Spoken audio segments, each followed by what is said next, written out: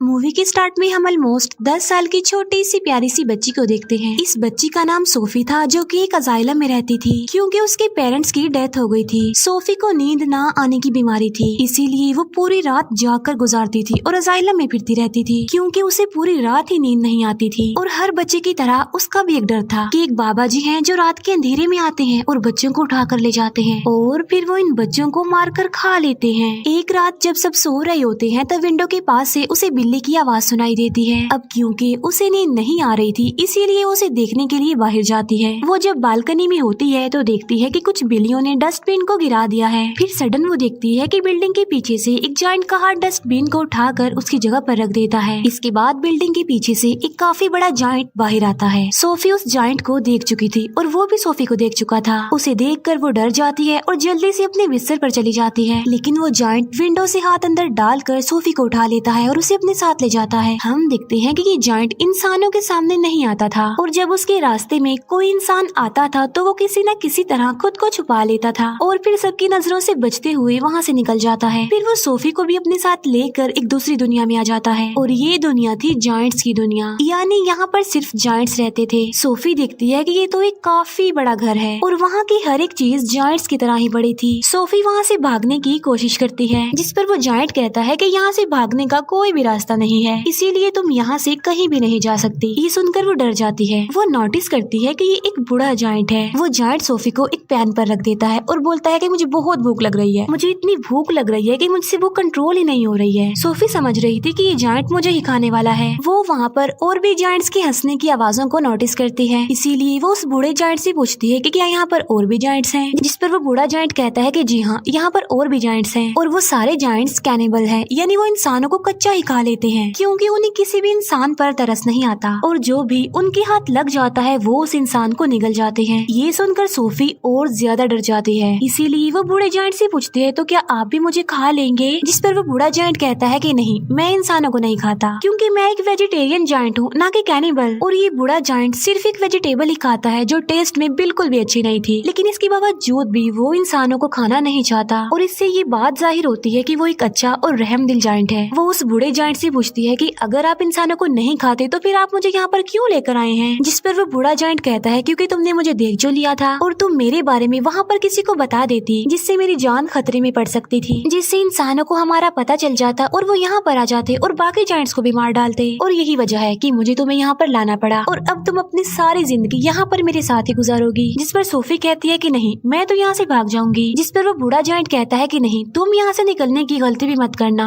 वरना बाहर बैठे जायंट्स को तुम पर तरस नहीं आएगा। ये कहकर वो बूढ़ा जायंट सोफी को एक बोर्ड पर रख देता है और उसे कहता है कि तुम थोड़ी देर रेस्ट कर लो, लेकिन सोफी को तो नींद ही नहीं आती थी। फिर वो देखती है कि वो जायंट अपने बैग से बड़ी बड़ी बॉटल्स निकाल रहा है। उन बॉटल्स में कोई चीज थी जो चमक रही थी। फिर वो उस जायंट से पूछती है कि इन बॉटल्स में क्या है, जिस पर वो जायंट कहता है कि इसमें ड्रीम्स हैं, यानी ख्वाब। जिस पर वो कहती है अच्छा, फिर तो ये मेरे किसी काम के नहीं है क्योंकि मुझे तो ड्रीम्स आते ही नहीं है और मुझे ड्रीम्स आएंगे भी कैसे क्योंकि मुझे तो नींद ही नहीं आती। फिर ये जायंट वो वाली बुक पढ़ने लगता है जो सोफी के पास थी। इस बुक में बहुत सारी कहानियाँ लिखी हुई थी। बूढ़ा जायंट उन कहानियों को पढ़ने लगता है, जिस पर सोफी को नींद आ जाती है। इसके बाद वो बूढ़ा जायंट एक बॉटल लेता है और उसमें से एक ड्रीम बाहर निकालता है। इतनी ही देर में सोफी की आंख खुल जाती है और वो देखती है कि वो बूढ़ा जायंट अभी सो रहा है, इसीलिए वो मौके का फायदा उठाकर उस घर से बाहर निकल जाती है और वहाँ से भागने की कोशिश करती है, लेकिन तभी उसे एक काफी बड़ा जायंट पकड़ लेता है और ये सच में उस बूढ़े जायंट की निस्बत काफी बड़ा जायंट था। सोफी उस जायंट को कहती है कि प्लीज मुझे यहाँ से जाने दो, लेकिन वो जायंट सोफी की एक नहीं सुनता और वो उसे निगल जाता है। इसकी फौरन बाद सोफी की आंख खुल जाती है। इसका मतलब ये था कि सोफी एक ड्रीम देख रही थी। जागने के बाद वो उस बूढ़े जायंट से पूछती है कि मुझे पता है ये आपने किया है ना, क्योंकि ना तो मुझे नींद आती है और ना ही मुझे ड्रीम्स आते हैं,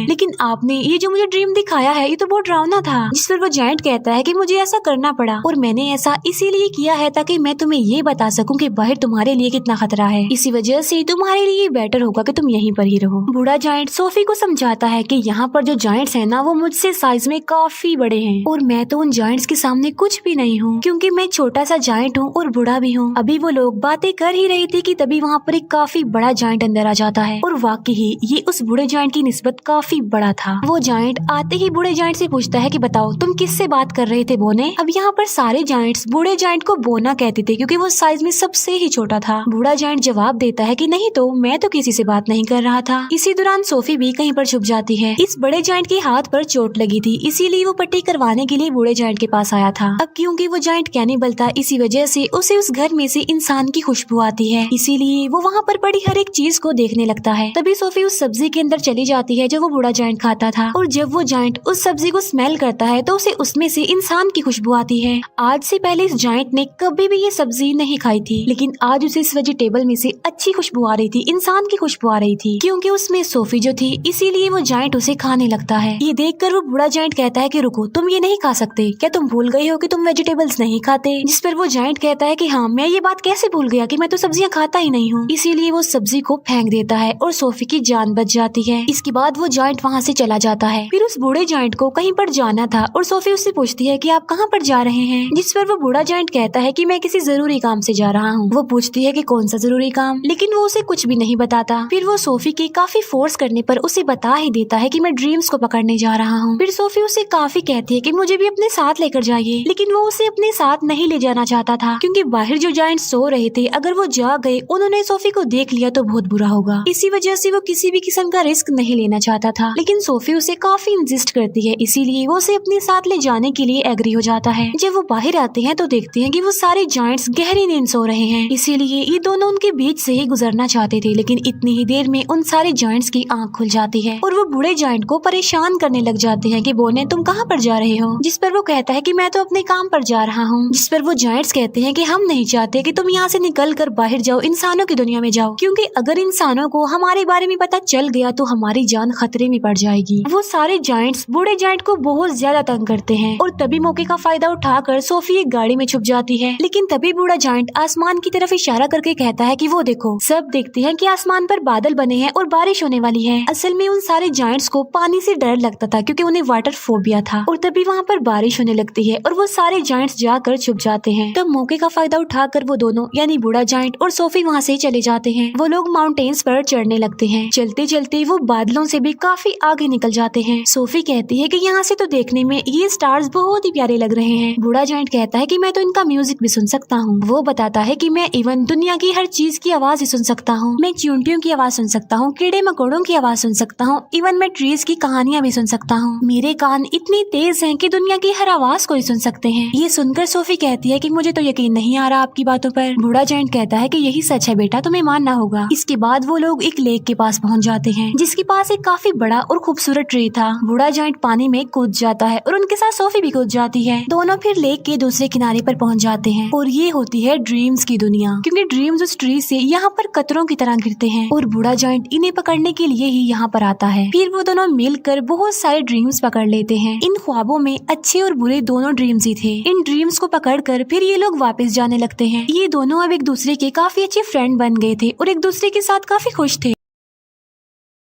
बूढ़ा जायंट उसे अपनी दुख भरी कहानी भी सुनाता है कि यहाँ पर सारे जायंट्स मुझे बोना कहते हैं, लेकिन फिर वो एक बात सोचकर खुश हो जाता है कि मुझे यहाँ पर कोई ऐसा भी मिला था जो मुझे बिग फ्रेंडली जायंट कहता था। ये सुनकर सोफी कहती है तो आज से मैं भी आपको बिग फ्रेंडली जायंट यानी BFG ही कहूंगी। ड्रीम्स पकड़ने के बाद ये लोग सिटी में घूमते फिरते हैं, जहाँ पर बच्चे अपने अपने घरों में सो रहे होते हैं और बिग फ्रेंडली जायंट यानी BFG उन्हें नींद में बहुत अच्छे अच्छे ड्रीम्स देता है ताकि लोगों को उनके ड्रीम्स में खुशियाँ मिल सके। यहाँ पर हम ये जान पाते हैं कि BFG एक बहुत ही अच्छे दिल का जायंट है जो ड्रीम्स की दुनिया से ड्रीम्स ला कर लोगों को देता है ताकि सोते हुए ही सही ये उन लोगों की जिंदगियों में खुशियाँ तो ला सके। सोफी पूछती है कि ड्रीम्स के बारे में आपको क्या आपके पेरेंट्स ने बताया था, जिस पर वो जायंट यानी BFG कहता है कि जायंट्स के पेरेंट्स नहीं होते। फिर वो BFG से उसकी एज पूछती है कि आपकी उम्र कितनी है। BFG जवाब देता है कि जितनी उम्र इस दुनिया की है उतनी ही मेरी है, यानी जब से ये दुनिया बनी थी तब से ये जायंट्स भी बन गए थे, लेकिन ये इस दुनिया में ही इंसानों से छुप कर रहते हैं दीवारों के पीछे। फिर वो दोनों वापस जाने लगते हैं। सोफी अचानक पूछती है कि मेरा ब्लैंकेट कहाँ पर है। असल में सोफी का ब्लैंकेट जायंट्स की दुनिया में ही रह गया था और इस बात की वजह से BFG परेशान हो जाते हैं, इसीलिए वो सोफी को कहते हैं कि अब मैं तुम्हें अपने साथ नहीं ले जा सकता, क्योंकि अब तक उन जायंट्स को पता चल गया होगा कि मेरे साथ कोई इंसान भी है। और यहाँ पर BFG सोफी को एक बात बताता है कि बहुत सालों पहले मुझे एक बच्चा मिला था और वो भी इतना ही प्यारा और इनोसेंट था जितनी कि तुम हो, और तुम्हारी तरह उसने भी मुझे देख लिया था। इसी वजह से मैं उस बच्चे को भी जायंट्स की दुनिया में ले गया और उसी बच्चे ने मुझे पढ़ना सिखाया। और ये जो जैकेट तुमने पहन रखी है ये मेरे उसी मासूम छोटे से फ्रेंड की है, लेकिन इससे पहले कि मैं उस बच्चे को उसकी दुनिया में वापस लेकर आता काफी देर हो चुकी थी। और मैं बिल्कुल ये नहीं चाहता कि जो उस बच्चे के साथ हुआ है, मेरे उस दोस्त के साथ हुआ है, वो तुम्हारे साथ भी हो, क्योंकि तुम भी तो मेरी एक दोस्त ही हो ना। इसीलिए वो सोफी को वहीं पर छोड़कर वहाँ से जाने का फैसला करता है। हालांकि सोफी उन्हें काफी मना करती है यहाँ रुकने पर और उसके साथ चलने की जिद करती है, लेकिन वो जायंट इस बार उसकी बात नहीं मानता। तब BFG उसे अजाइलम में छोड़कर वहाँ से जाने लगता है। अब क्योंकि सोफी वहाँ पर रुकना नहीं चाहती थी, इसीलिए वो बालकनी से कूद जाती है, क्योंकि उसे पता था कि BFG उसे बचा लेंगे। और होता भी ऐसा है, BFG उसे बचा लेता है और इसीलिए ना चाहते हुए भी उसे सोफी की बात माननी पड़ती है। इसी वजह से वो उसे जायंट्स की दुनिया में दोबारा से ले आता है, जहाँ पर बाकी जायंट्स पहले ही उन लोगों के लिए वेट कर रहे थे, क्योंकि सारे जायंट्स जान चुके थे कि बूढ़े जायंट के पास कोई इंसान है। इसीलिए सारे जायंट्स अब जानना चाहते थे कि वो इंसान कौन है, कहाँ पर है। इसीलिए वो ब्लैंकेट की खुशबू की मदद से BFG के घर को चेक करते हैं और सारे सामान की तोड़ फोड़ कर देते हैं, लेकिन BFG उस ब्लैंकेट को जला देता है जिसमें सोफी की खुशबू थी। फिर वो उन सारे जायंट्स को अपने घर से जाने के लिए बोलता है। सोफी वहाँ दीवार पर लगी एक पिक्चर को देखती है जो कि प्रिंसेस की पिक्चर थी। उस पिक्चर को देखकर सोफी को एक आइडिया आता है और वो BFG को कहती है कि आप प्रिंसेस के लिए एक ड्रीम बनाएं और उस ड्रीम में आप ये बताना कि जायंट्स की एक दुनिया पाई जाती है इसी दुनिया में, और वो सारे जायंट्स इतने खतरनाक हैं कि बच्चों को मारकर खा लेते हैं, और इसी ड्रीम में आप हम दोनों को भी शामिल कर लेना ताकि जब हम प्रिंसेस के सामने जाएं तो वो हमें पहचान ले। ये सुनकर BFG ऐसा ही करता है और वो जायंट्स की दुनिया में रहने वाले सारे जायंट्स का एक ड्रीम बनाता है और वो उस ड्रीम में खुद को और सोफी को भी डाल देता है और साथ साथ वो सिटी की बहुत सारे मिसिंग बच्चों को भी डाल देता है। फिर वो उस ड्रीम को लेकर प्रिंसेस के घर के पास चले जाते हैं और ये प्रिंसेस की नींद में वो ड्रीम डाल देते हैं और प्रिंसेस वो सब कुछ देख लेती है जो ये प्रिंसेस को दिखाना चाहते थे। प्रिंसेस की जब आँख खुलती है तो वो बहुत ज्यादा डरी हुई होती है, क्योंकि ये एक डरावना ड्रीम था, क्योंकि जायंट्स बच्चों को खा रहे थे। प्रिंसेस इस ड्रीम के बारे में अपने केयर टेकर को भी बताती है, जिस पर वो केयर टेकर कहती है कि आप फिक्र मत कीजिए, ये आपका सिर्फ एक डरावना ड्रीम था। लेकिन जब वो न्यूज़पेपर पढ़ती है तो कहती है कि ये तो बहुत अजीब बात हो गई, क्योंकि कल रात बहुत सारे बच्चे मिसिंग हो गए थे अपने अपने घरों से और ये सेम वैसा ही हुआ है जैसा आपने ड्रीम देखा है।